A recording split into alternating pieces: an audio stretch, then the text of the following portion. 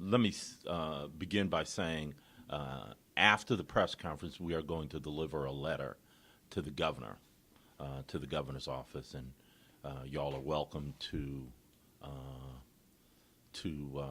accompany us as we go over to the second floor in the Capitol building. House Bill 566 dilutes African American voting strength by stripping African American voters from districts in Atlanta, Gwinnett, and Henry County, districts 59, 105, 111. And you can see this is Henry County. The percentages go from 34.55 to 32.31. Thank you. Here in Atlanta, the voting age population, the black voting age population goes down more than 6 points, from 57% to 50.97%, which is the greatest reduction in House Bill 566. And then finally, in Gwinnett County, the black voting age population goes from 33.85% to 31.82%. In another instance, African American voters are packed into a district, that is District 60, bringing it from 66% to 72% African American voting age population. We believe this is a violation of the right of African Americans in those districts to vote for a candidate of their choice. During the debate on the bill, no proponent could say why this bill was needed except to say that all of the legislators agreed to the changes. The question remains, why were these changes made to House Bill 566 done? Absent any explanation to the contrary, the answer can only be the intent was to move some voters based on the fact that they were African Americans. And in so doing, their voting rights were violated. We're calling for Governor Nathan Deal to veto House Bill 566. The opposition, the HB 566, interestingly enough, in the Senate was bipartisan, with even the chair of the Senate Reapportionment Committee voting against the bill on final passage. And I will also say that chair offered an amendment. The Senate chair offered an amendment to House Bill 566. It did not pass, but you can see that this is a bipartisan effort, a recognition that House Bill 566 was not only a bad legislation, it was violative of the Voting Rights Act. Absent a veto, all possible avenues of redress will be pursued. We believe recent Supreme Court decisions in cases arising out of both Alabama and North Carolina provide opportunities for redress. You have a packet with you that has a body of an email from Ms. Hamilton to DOJ regarding House Bill 566. You have a statement requesting Deal to veto House Bill 566 due to the inequitable racial changes made to House District 105 in Gwinnett County. You have a map. Come on in, Steve.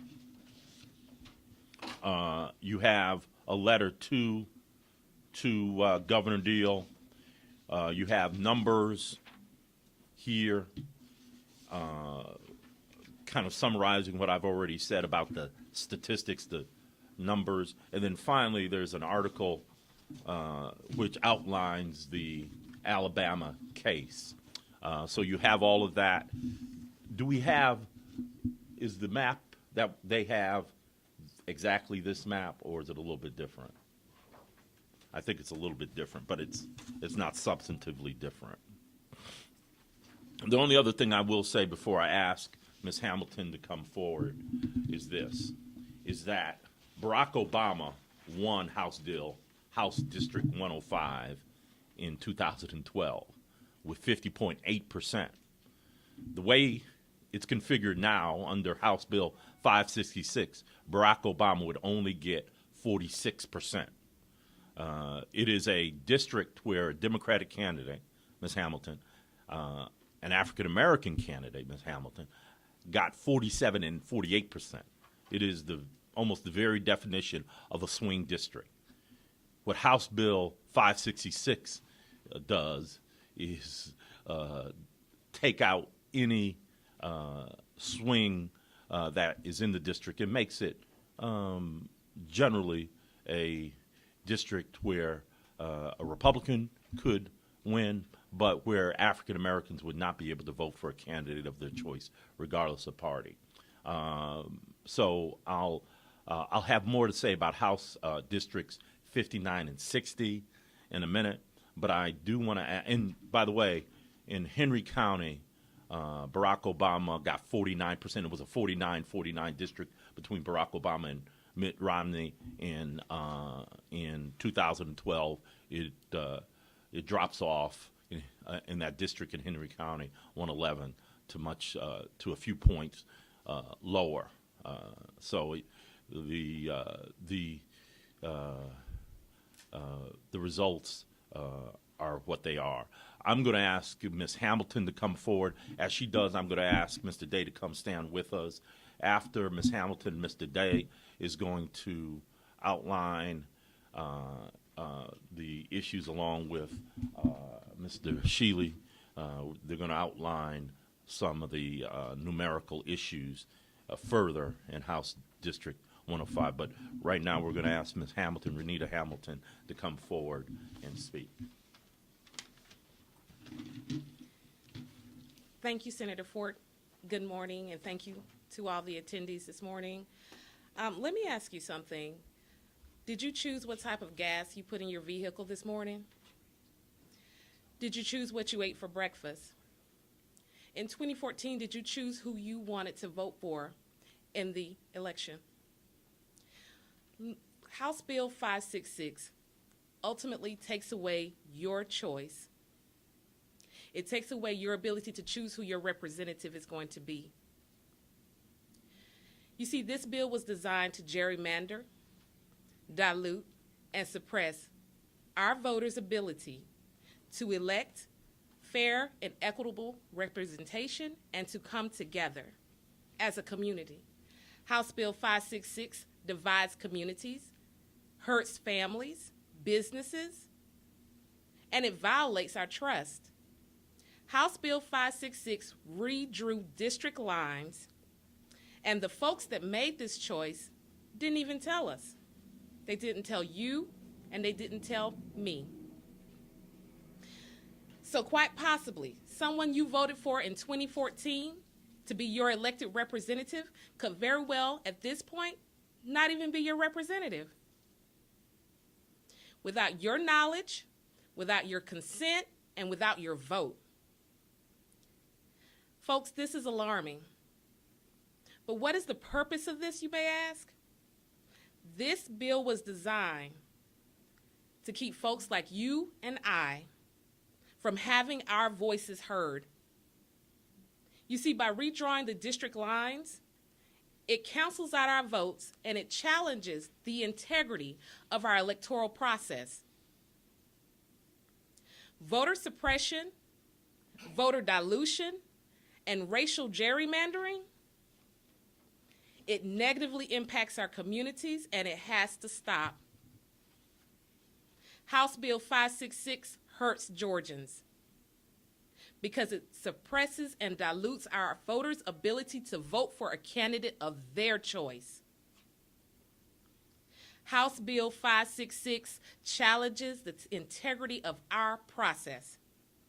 For evil to prevail, good men only need to do nothing.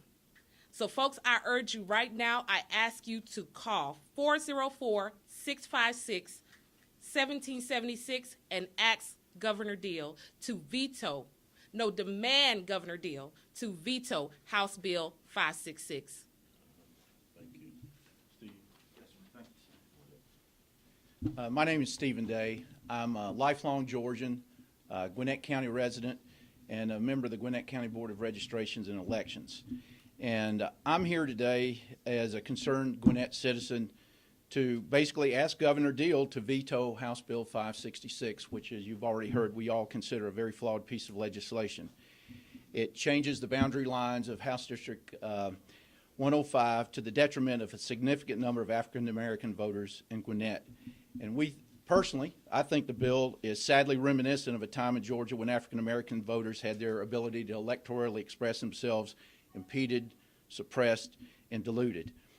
The proposed House District 105 boundary changes serve no purpose of community unification or political functionality in Gwinnett County. No public hearings regarding these changes were held in the communities impacted. The sole purpose of these changes is to dilute African American voting strength in House District 105.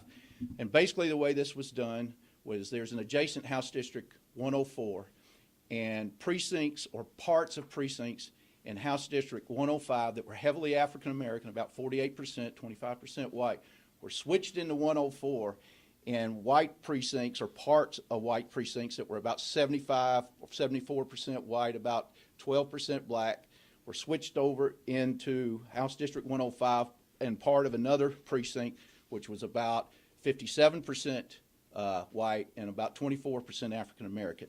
And all this switching basically, if you do the math on it, it basically approximates to 787 African American voters of voting age reduction in the new House District 105 compared to the old one. And this is actually based on some the census data by law, and that data is 5 years old. So actually the impact is even greater today because of the continued migration of minorities into the community.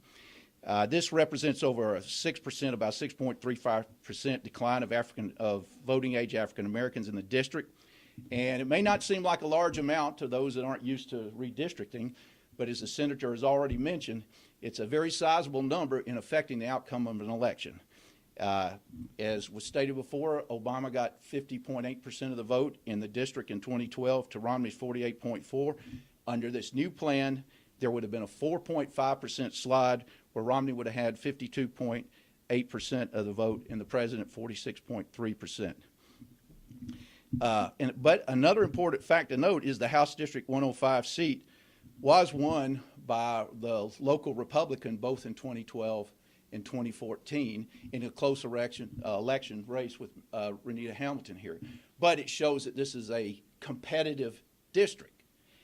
And just interestingly enough, this week, in an article dated April 27th in the Washington Post that Senator Fort referenced, the article was entitled, "You Think Congress Has a Gerrymandering Problem? It Has Nothing on Georgia." The article indicates that House District 105 is one of only 3 competitive House districts in the state of Georgia due to gross gerrymandering of all the other districts. And so you ask yourself the question, why, with so few competitive districts in Georgia, is it necessary for the legislature to gerrymander this district as well, especially at the expense of the most put-upon group of voters in Georgia's history, the African American community?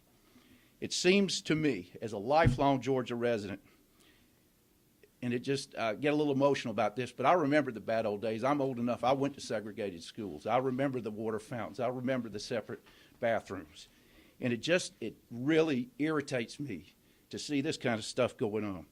It seems that all too often, just as the African American community reaches a critical mass of influence in a political jurisdiction, a narrow-minded group of legislators attempts to undermine this influence.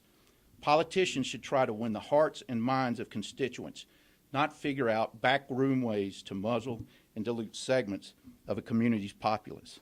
So who are gathered here today, we're asking Governor Deal to recognize House Bill 566 for the ill-conceived legislation that it is and veto it.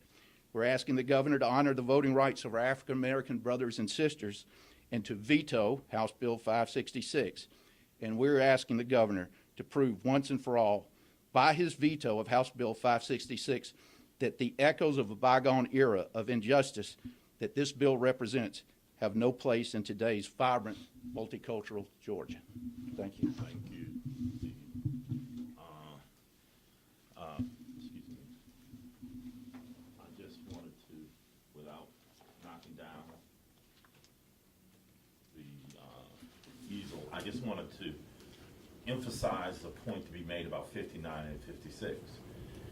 It is not only that, and there have been public reasons given for why this was done, but not only did 59 go down from 57 to 51%, but you have an instance of obvious packing with the district going from 65 to 72% African American. That's glaring, that's obvious. If there's a reason to do it other than race, the people, the proponents of this bill ought to know, ought to tell us. How this got done, I'm on the Senate side. When I caught this, I raised concerns both in committee and on the floor. The debate, we're going to tell you where you can watch the debate. It's 1 hour into the debate on the 29th day in the House, and I think an hour into the debate. But we'll get those links to you so you can watch the debate yourself and verify what I'm saying is true. But for an in-town Atlanta, I mean, what happened in Henry and Gwinnett is bad enough. But for this to go on an in-town Atlanta community is beyond the pale. And I'll remind you, before we open up for questions, that this went on during the month where the 50th anniversary of the Voting Rights Act, the 50th anniversary of the Edmund Pettus Bridge crossing, the very month, 50 years, almost to the day, where where history was made on that bridge. It's an irony that boggles the mind. At this point, I will, and my folks with me will entertain whatever questions the media might have. You all, and I know really hit on this, but it's very difficult for us to explain redistricting, radio, TV, because it's complicated. You know, our managers will hear redistricting, you know, and eyes will glaze over. Sure. But it's important. It's important for political reports. It's but why, fundamental. Right. Why? It's fundamental. It's critical. Tell us what. Tell because us. I know, but everything, you tell us the obvious answer, sure. which I'm going to ask, Yeah. is why should really people care about this? And you really hit on this, but I want to hear from both of you about it. It's the foundation of our democracy. Giving people the right to vote for the candidate of their choice is critical to democracy. All the other decisions that we make, whether it be Medicaid expansion, transportation, is based on what happens in the redistricting committee. And it's technical and it's boring for the most part, but it's absolutely critical. And I will say, and it bears repeating, but the price of democracy was paid in blood, not only on the Edmund Pettus Bridge, but in literally hundreds of small towns and counties in Georgia. I would ask you to read Lachlan McDonald's History of Voting Rights here in Georgia. Read those pages and read what was done here to keep black people from the polls. And you'll understand why this is not an ancillary, this is not a side issue. This is central to who we are. I don't know if that speaks to your question. It does. Flip it back. If you could flip it back to Gwinnett, I want you to explain again just what happened. I think it was, Okay, I'm going to it ask. basically flipped from Democrat to Republican. Yeah. Right. It was close. It was close. Close, It's but no longer close. I'm right. going to let Steve. This basically what happened was this precinct right here is heavily African American, and they pulled a large portion out of this precinct and threw it back in 104, which has before the redistricting had about a 20% voting age black VAP, and it just went up 2 points to 22% with this move. Yet what it did here, by pulling those folks out, and see, they took these precincts right here and threw them into 105. That's what this represents right here. This precinct right here is 12% African American, and this is 24%. And this area right here where they pull the folks out was 48% African American. So it was an obvious dilution move, And that's basically, there was a few other minor changes, but that was really where the numbers come from, that move right there. Does everybody have a map? Everybody in the media have a map of Gwinnett, Henry, and Atlanta? We want to make sure that you have maps of all three of those, if not Javier is here, to make sure that you. And the change in the voting was pretty consistent. In 2012, it was a 4.5 point move in the U.S. Senate race and the governor race. If you do the math, and it's on the sheet that I sent, it was about a 5-point switch. And so if people ask, well, how does 787, oh, I'm sorry. Step over to the microphone. Oh, I'm sorry. Well, if people ask, how can, 700 or 800 votes matter, there it is in the math. And this is math not calculated by us, but came from the House, the reapportionment committee. Because they've got the district level, the census data level voting data, and they can put together the districts. And so it was even worse than I suspected. I did some back of the envelope calculation before we got that data, and I thought it was about a 2.5 or 3% slide, but it's about 4.5 to 5% slide is what this represents in regards to the voting patterns. And once again, just as a Georgian, how long do we have to put up with this? How long? Wait, I want I'm to sorry. finish, because you. I'm sorry. I want to get, because you're not down here every day, but I guess my question is, how did this get through the House? How did we get to this point without this being brought up? You're asking a plumber and electrician's question, so I'm going to let the electrician talk. That is the $64,000 question. I caught 59 and 60. I was paying attention to it because 59 and 60 overlap with my Senate district. I don't know everything that happened on the House side, but it seems to me that somebody was asleep at the switch. I'm not surprised that Republicans did what they did. This is what they do, generally. But it seems to me that enough care was not taken. When I saw this stuff, when it came over to the Senate side, I sit on the Senate Redistricting Committee. I automatically said something's rotten in the cotton. What happened on the House side, why it wasn't caught, why wasn't it, we had a robust debate in committee and on the floor. That did not happen on the House side. I don't know why, except that there were either two scenarios. Someone was asleep at the switch, or folk knew what was happening and did not do anything to stop it.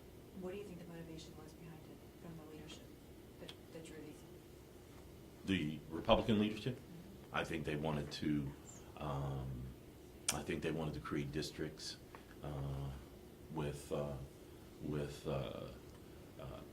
they wanted to create districts that brought down the number of African Americans in that district, so that they could become stronger Republican districts. In doing so, they diluted black voting strength. You played a foul suit with the. I am very hesitant to say that we will file suit. What I will say is this: one, we have consulted with attorneys, plural. We're beginning to map out a strategy to see what can be done. We're just in the preliminary stages of that, but we're very seriously going to explore. We're doing an analysis, even as we speak, of a statistical analysis of it. The recent Supreme Court decisions that I referenced earlier, even after the changes made by the Supreme Court to Section 5, the Voting Rights Act still protects the right of minorities to vote for candidates of their choice. You just don't have the pre-clearance. But, the Voting Rights Act is not a dead letter. It's not as strong as we would like it to be now, but it is not a dead letter. The decision in Alabama surprised a lot of people. The decision in Alabama was a packing case, saying, hold it.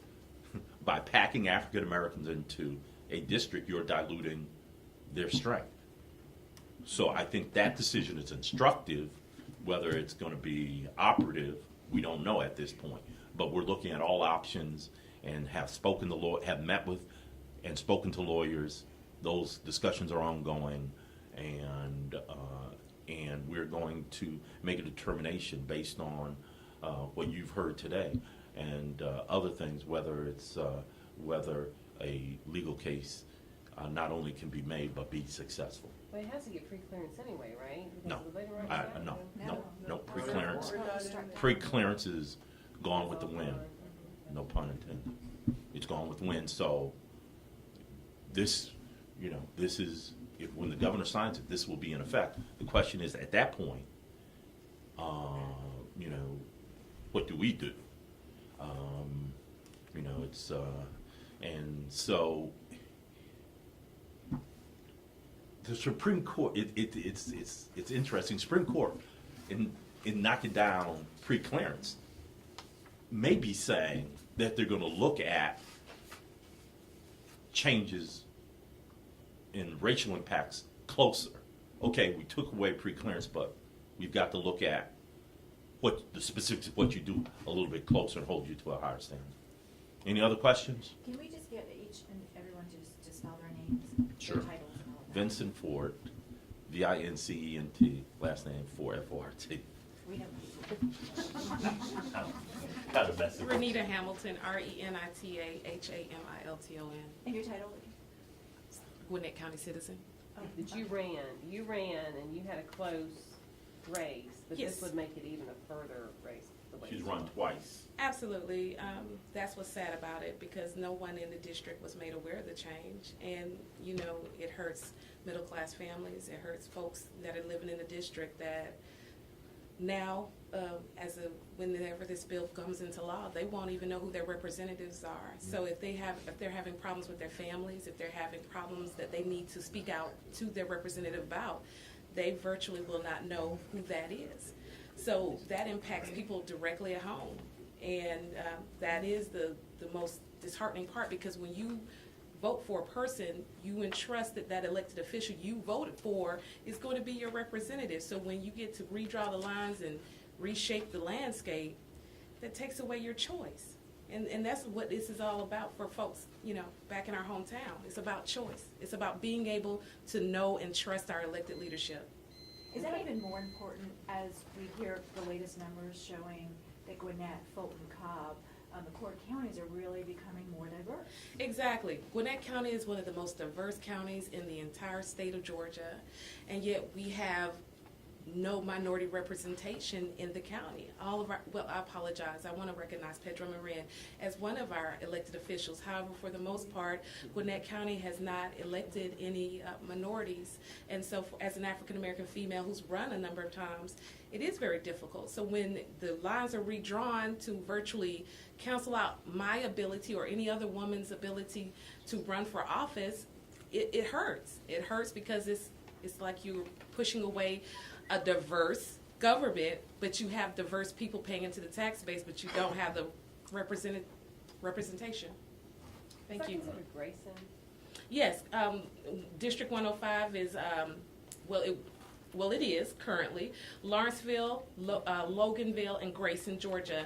And by redrawing the lines, they've now added in rural Decula and, taken out portions of Lawrenceville. So now it'll be Decula, Lawrenceville, Grayson, and Loganville. Thank you. Wonderful. Spell your name. Stephen Day, spelled with a PH, and I'm a Gwinnett citizen. And I'm here as a citizen, but I am a member of the election board as well in Gwinnett County. And the reason why I mention that, I want folks to know, especially in the minority community, that there are people on the election board that are concerned about these kind of movements in regards to their ability to express themselves in the county. My name is Jim Shealy, S-H-E-A-L-E-Y, and I'm the chairman of the Gwinnett County Democratic Party. And we have a letter here that we're gonna present deliver. to the governor, asking him to veto this legislation. How does this hurt your party in Gwinnett? Oh, very well. It takes probably the most competitive district in Gwinnett County, and it's now a non-competitor. Yeah. That's as simple as it is. It's just can't compete with the disenfranchised of the African American vote. That was great, thank you. All right. Thank you so much.